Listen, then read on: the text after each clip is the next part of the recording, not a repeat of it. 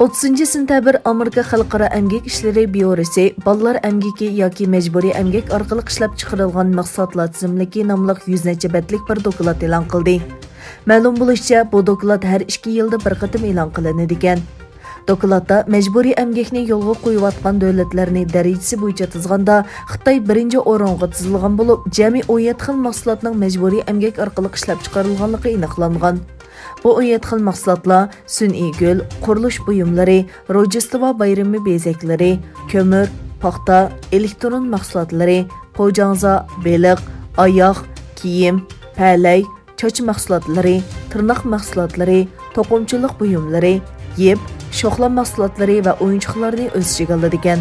Dokumentda aytilishicha, bu yilgi tizimlikka Xitoy shirkatlarining lagerlarga solingan Uyg'urlarni majburiy ishiltish orqali ishlab chiqarilganligi dalillangan palay, yeb, paxta kiyimlari, choch mahsulotlari va shoxla mahsulotlari qatorliq turlar qo'shildi.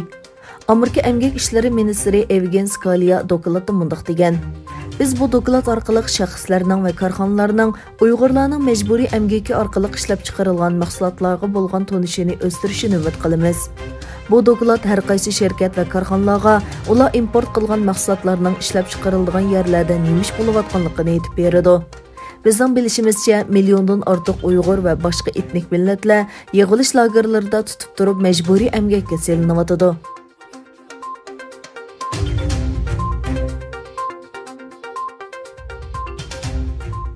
29 sentabr Gollandiya Tashqi ishlar ministrligi Abdurahim G'ani oilasi to'g'riliq bir shum xabarni topshirib oldi. Bir yil avval Gollandiyaning Xitoyda turishliq elchixonasi Abdurahimning havolasiga binoan uning oilasidagilar to'g'risida uchur talab qilgan bo'lib, tunugin ularga bu haqda javob xat kelgan. Xatda deyilishicha, Abdurahim G'anining oilasidagilardan bir qism tuqqanlar kam deganda 3 yildan 16,5 yilgacha turmaga hukm qilingan bo'lib, Xitoyning ko'rsatgan bahonalarining asosligi jamiyat omonligiga ta'sir yetkazgan, to'plashib ishlaydigan, milliy bilgunchilik qilgan, irqiy kamsitishga qudratqo'li qilgan degandek bo'lgan.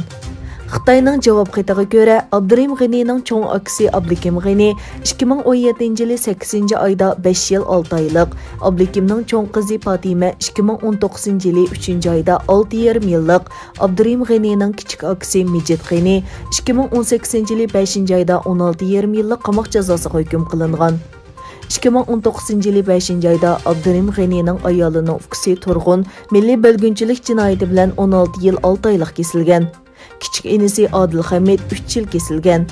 Onasi To'xtaxon Bekri 2014-yili 9-oyda kasallik bilan vafot bo'lgan bo'lib, qolgan urug' tuqqanlari normal turmush kechirayotdi deyilgan. Abdurahim G'ani o'tgan oyda Xitoy elchixonasi oldida namoyish qilishni boshlagandan keyin Xitoy istixboroti Abdurahim G'anining 6 yildan beri aloqa qila olmagan ukasi orqali uningga telefon qildirgan. Bu to'g'riliq xabar Gollandiya gazetida e'lon qilingan.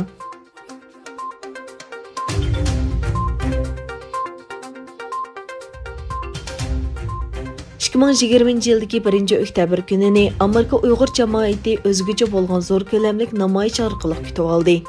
Bu qatim Dunyo Uyg'ur qurultiyi qatorliq Uyg'ur tashkilotlari, Tibetlar, Mo'ng'ullar, Xitoylar va Hongkongliklarning har qaysi puhraviy tashkilotlari qatorliqlar bilan birlikda Amerika Davlat Majlisining oldida Xitoy Kompartiyasiga dunyoviy miqyosda qarshi turayli temasidagi norozilik namoyishi o'tkazdi. Namoyishga Amerika parlament a'zolari Scott Perry, Tom Suozzi va Ted Yoho qatorliqlar qatnashdi. Sharqi Turkistondagi siyosiy bostirish va irqiy qirg'inchilik namoyishining muhim mazmunlaridan bo'lgan siyosiy drama ko'rinishida jonliq aks etdi. Namoyishga qatnashgan Uyg'urlardan 100 kishi lager tutqunlarining mahbuslik kiyimlariga taqlid qilingan kiyimlar bilan put-qo'llari kishanlangan, ko'zlari tengilgan holda yukinib o'tirib, Uyg'ur tutqunlarining turmaga yo'tkilish manzarasini jonliq o'ynab chiqdi. Shu qatorda kichkina Uyg'ur qizining dada, apa deb ota-onasini izdishi, Xitoy soqchining uning qo'pollik bilan balalar lageriga elib ketishi, ota-onalaridan juda bo'lgan sonsiz Uyg'ur go'daklarining ichinishlik tragediyasini kishilarning ko'z oldiga namoyon qildi.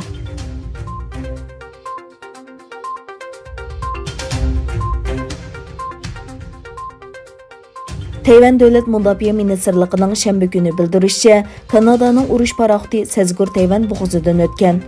Tayvan bo'g'ozining munosabati jiddiy bo'layotgan bir paytda bu harakat Beyjingni g'azablantirishi mumkin. O'tgan bir necha hafta ichida Xitoy Tayvan bo'g'ozining g'ayri-rasmiy markaziy liniyasiga urush aeroplani avatishni o'z ichiga olgan Tayvan oroli atrofidagi harbiy faoliyatlarni kuchaytirdi. Tayvan davlat mudofaa ministrligining aytishicha, Kanada qo'g'dug'uchi paroxodi Janubiy dengizning shimoliga qarab mang'an. Tayvan bo'g'ozidan o'tgandan keyin u shimolga qarab yo'lga chiqqan. Dokladda mundaq deyildi: Kanada paroxodi Tayvan bo'g'ozidan shimolga qarab mang'anda harbiy taraf birlashma axborot, kuzatish va razvedka qilish harakatidan foydalanib, butkul jarayonda atrofdagi dengiz va havo bo'shlig'idagi munosabatlik harakatchanligini egalladi. Sharoit normal edi. Kanada 2018-yili Xitoy telegraf magnati Huawei'ning bosh moliya amaldori Meng Wanzhou'ni qo'lga olgandan buyon Xitoy-Kanada munosabati nacharlashdi. Men qo'lga ilingandan keyin uzun o'tmay Xitoy josuslik jinoyati bilan 2 Kanada fuqarosini qo'lga oldi.